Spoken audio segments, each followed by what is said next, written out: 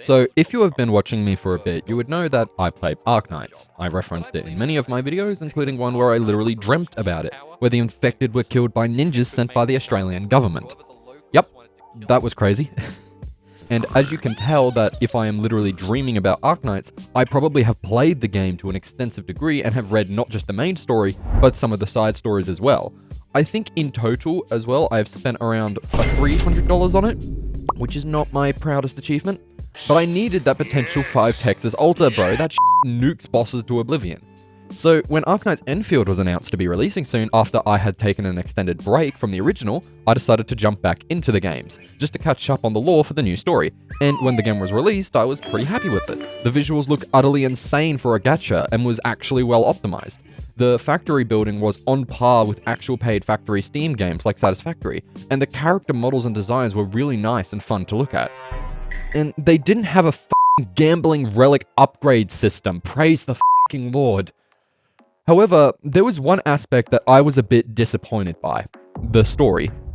It just fell flat. It felt like something that I had seen before, a story that didn't offer anything new, just a new look of paint. And this felt really weird. Why would the sequel to Arknights, a gacha game with some of the best writing in the entire gacha game sphere, be so much worse than its predecessor? The world is still the same, so we see the same races of people like Sancta, Sarkaz, bird people, and definitely regular people.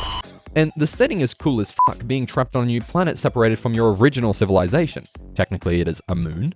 But the story of fighting Nefereth and the Vague King with their army of poor people on cocaine was nowhere near the expectations I had for the game.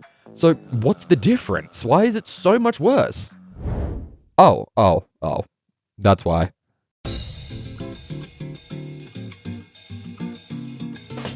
Fully 3D gacha games have become insanely popular over the last couple of years. It started with Genshin, and many more have come out since then. Zenless Zone Zero, Wuthering Waves, Honkai Star Rail, Tower of Fantasy, nobody talks about that, and Infinity Nikki. All of these games have been racking in massive amounts of fans, and most notably, profits, becoming some of the most popular gacha games in the modern day. The fact that you can play a fully 3D game with amazing graphics, good combat systems, and really fun and consistent events, all for the price of free, is a deal too good to pass up. However, one aspect of these games that you never or rarely hear people universally praising is their stories. Whether it be because the story is not immersive enough, the characters feel as if they are cardboard, or how the MCs in these games feel like Mary Sue's. And what's funny, you don't hear these kind of criticisms of traditional 2D visual novel stories in other gacha games, most of which are still being consistently talked about and loved to this day, even though some of them have been going on for longer than 10 years. So let's look at why and how 3D gacha game stories are considered much worse than their 2D counterparts. Though that doesn't mean bad, it's just 2D games are just that much better. And for clarification, I am mainly talking about how the story is presented, not the actual gameplay. So games like Honkai Impact 3rd and Punishing Grey Raven with their visual novel style will generally be considered as 2D.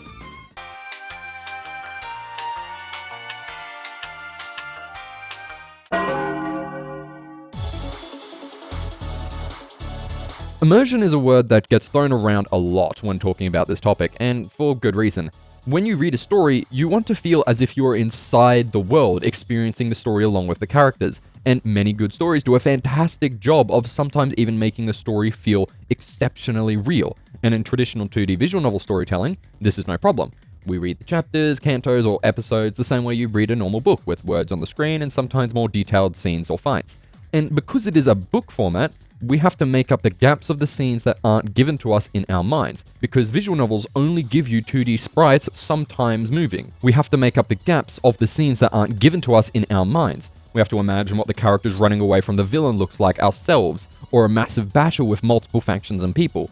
And because we have to picture it ourselves, it sort of forces us to get even more immersed than usual, because we see the story through our own lens, which allows us to further connect with the characters and story more.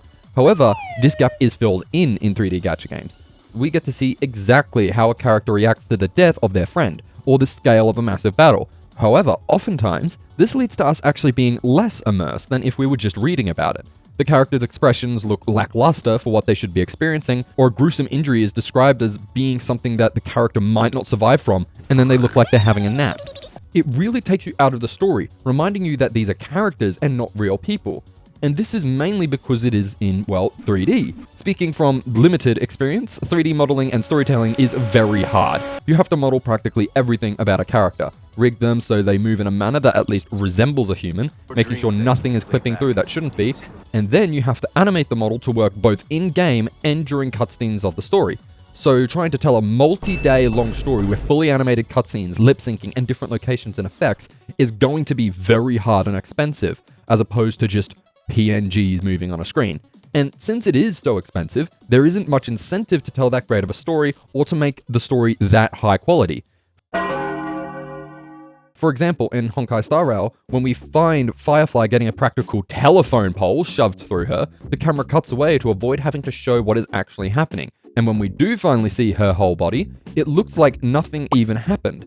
It's as if the thinness of the spike was the thinness of that one transformer that everyone uses to complain about how CGI used to be so much better. And when she quote-unquote dies, she just disintegrates into a cloud of dream clouds. We never actually get to see a body, or not one that looks like it has been stabbed by a giant fireman pole. Because for what purpose do the animators need to animate all that? This cutscene lasts for at most 50 seconds, so there's no reason to model and animate all of that just for a small amount of time. And that's reasonable, but because it does this, it kind of ruins the immersion of the story. It makes it feel safe, as if it is trying to sanitize itself. Whereas, let's say in Arknights, when Duchess Windmill is killed by the Sanguinarch, or when Kaltzit is almost killed by Teresa's, we only get a single image, one where it depicts the scene, but leaves the rest of what happened up to your imagination. And generally, we would imagine an injury that looks like this to be quite bad, so it feels so much more impactful and immersive, because the game lets us come up with our own conclusions, rather than not letting us fill in the gaps like with 3D games. And that's the biggest complaint about the story experience in these games that I've generally seen. You'll be in character, discussing how the end of the universe is about to happen, with all the big characters here trying to save the day, but they'll all have the same stock animation that all the boring NPCs have, run the exact same way, and when the final battle happens, they just stand around the same way as they would if they were safe on the train. Or how you will swear that you have seen a character before, only because the game decided to use the same model again 50 times. And you might say, don't 2D games also have a limited amount of models and sprites? Yes, that's true, but unlike 3D games, it's only the ones we see. We're allowed to fill in the gaps of what the rest of the group would look like in our mind, instead of being shown the entire group that looks like a copy and paste of each other.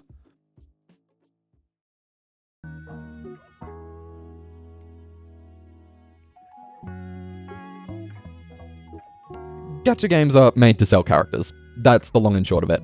And because you are trying to sell characters, you have to make your player base want to buy them.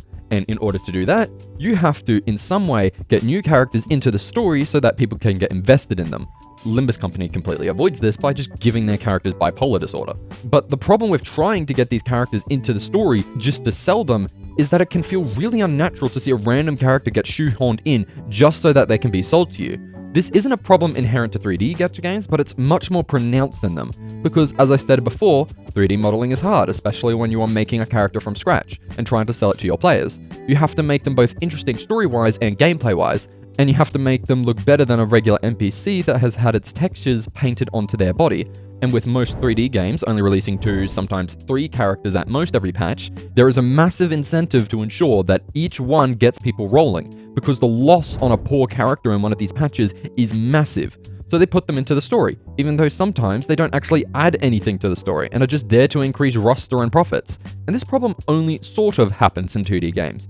Sure, they are still trying to sell you a character, but since they're able to create so many more than just 1 every 2 weeks, with sometimes 4 on a single banner, the story is able to pick and choose what characters they want to include in the main story, because there are so many different characters to choose from. And if there isn't a character available that is needed for the story, it is much easier to create a new one, with many of these games commissioning artists for the in-game art. It also has the side benefit of having so many different styles of characters, as each artist puts their own unique spin on each. And you may ask, how do they sell these characters to you if they don't appear in the main story? Well, because it is much easier to create stories in these games, they are able to afford to give most characters that you pull for their own individual story event. This has the double benefit of not overloading the main story with a bunch of random characters. It also gives the side characters a chance to shine and tell their own stories in much more detail without it being weighed down by the main story. And with a much bigger cast of characters with dedicated events, they can also afford to give the characters in the main story actual development. since there isn't any ham-fisted characters in the main story, it can also afford to focus on developing the main cast and the plotline better. And for events in 3D games, since the main story and characters demand so many resources to produce, they can't afford to make side events, so the events instead focus on gameplay and side missions instead. They are much easier to produce, usually just being extensions of the main gameplay, or fun and interesting new gameplay. And if that gameplay has a bug, it doesn't really matter, it's going to be gone in a few weeks. And because the release schedule of these games are so small to constantly keep players engaged, writers can't expand and focus on new plots in these events even if they wanted to. And if they do, these plots can't heavily impact the main story. So what ends up happening is that we take a break from saving the city from the imminent threat of the villain's army to open a bakery. And funnily enough, I find the best character writing in these games to be in the dedicated character stories, where yes, they might not affect the story that much, but it at least allows the author to explore a character more than just, this person is your tour guide for the area.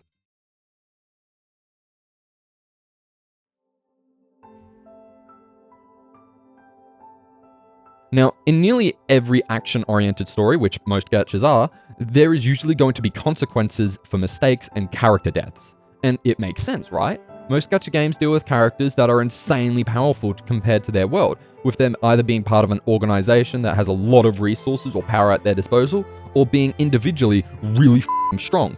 And the villains you face are also similar in strength to you, with some being overwhelmingly stronger compared to you. So naturally, you'd expect the story to dabble with dire consequences for mistakes, or at least have some important characters dying trying to save the day, because of, they're that strong. But for 3D, this never happens. Never do the main characters really die or suffer consequences. When someone does die, it is usually a nobody that we don't care about, or had their entire story rushed so that the death feels somewhat impactful. Or you just beat the biggest bad you've ever seen, one that almost had their plan fulfilled, and from what we are shown, it would appear that it should at least cause some kind of collateral damage to either the players or the people. But no, instead we get told that the giant Blight Tide, all of the Bone Crushers with all their strength, and a giant f***ing dragon only managed to cripple a girl. Are you f***ing kidding me? This place doesn't even look like anything ever happened. And this is the thing I hate the most about these games. The consequences of the story don't match at all with what we see after. The world and characters feel practically untouched. And as I stated before, the reason is it's just not worth it to model all of this. Modeling an entire new area to fit the story better in these games, especially open world ones, is too expensive and too much effort. And these games are for-profit companies. Look how much Genshin f***ing makes. Of course they're trying to save as much money as they can. And the other part, the reason no character really dies, is because why would you kill off your main revenue source? You want to keep the characters in your story around for as long as possible, so that people can get more and more invested in them, so that when the next banner rolls around, people really want to pull for them. So what ends up happening is these stories turn into shaggy dog stories, where the narrative never actually goes anywhere, constantly kicking the bucket along. Now, of course, this isn't just a problem for 3D gacha games. 2D gacha games also want to keep their characters in the story for a long time too, because they also want to sell you a character. Killing them also means that they can't use the character again or sell them again. But it is even more pronounced in 3D games, because like I was saying, 3D character models are a lot harder to make than 2D sprites. But in 2D games, even if you don't want to kill any of the main cast, which most games don't do anyway, it is just as easy to make a character purely for the story who is actually well written and looks just as good as the main cast. Like how in the first canto of Limba's Company, we are introduced to Yuri, an old employee of Lobotomy Corporation. She is an interesting character, someone overcome with guilt of surviving and escaping the collapse of Lobotomy Corp. And before she can even start to move past her guilt with the help of Limbo, she is turned into a f***ing apple monster. And this is by far the least disturbing thing here. Holy shit, Project Moon. What the f*** are the birth rates doing to you? And since it is so much easier to create new characters and stories in 2D's games, they can afford to make even side characters interesting and fun to read about without sacrificing its other characters. Well, like I've been saying, it's just not worth working on and developing characters that won't be released in 3D games. To be honest, you can even tell when a character is going to become playable and not going to die anytime soon, just from how detailed their character model is. So, if you want to have a very good story that has cool characters and places with much better writing and immersive worlds, read the 2D gacha game stories, or the level system 3D games like Honkai Impact 3rd. though these ones do sort of fall into the 3D modeling trap for characters. Or instead, if you want to feel like exploring the world as an isekai protagonist and have really engaging and fun gameplay, then choose 3D games. Though that's not to say these games are bad. Really, it's down to personal preference for what you enjoy. I know I like story, but some people only care about gameplay, and that's fair too. And the thing is, I like these games. I play Honkai, I play Enfield, I play Genshin even. Or I used to play at Genshin. So this video comes more from a place of, I love your game, it is so fun, but can you please fix this side of it? And to be honest, I really enjoyed Honkai Star Rail story. That one was actually really good. By the way, I have never actually played any of the Project Moon games. I've just read all the stories, because I've been told that the difficulty spike is vertical, and I don't want to get sucked in just yet, because I know that I'm going to really enjoy these games. Maybe I'll make it a sub goal, that's a really good idea.